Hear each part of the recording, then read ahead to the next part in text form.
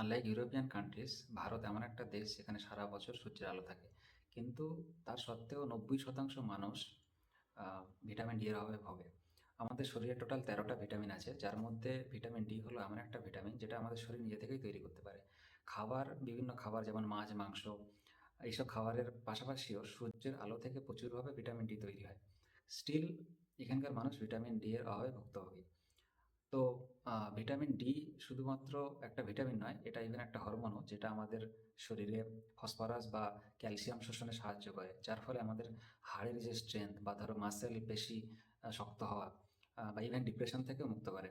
তো সেই কারণে এটা খুব গুরুত্বপূর্ণ যে আমরা দিনে অ্যাটলিস্ট 10 থেকে 15 মিনিট সূর্যের আলো যেন আমাদের শরীরে, পুরো খোলা শরীরে পড়তে দিই উইদাউট সানস্ক্রিন। তো এর জন্য আমরা দুপুর 10টা থেকে 12টার মধ্যে সময়ে, যখন সূর্যের আলো সবচেয়ে বেশি তেজ থাকে, তখন আমরা সূর্যে গিয়ে দাঁড়াতে পারি। তো এটার ফলে কি হয়, আমাদের শরীরে একটা কোলেস্টেরল থাকে।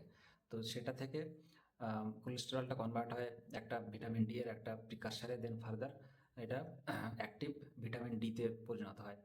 তো এই ভিটামিন ডি এবার আমাদের শরীরে রক্তের মাধ্যমে শরীরে মিশে যায় আর কি।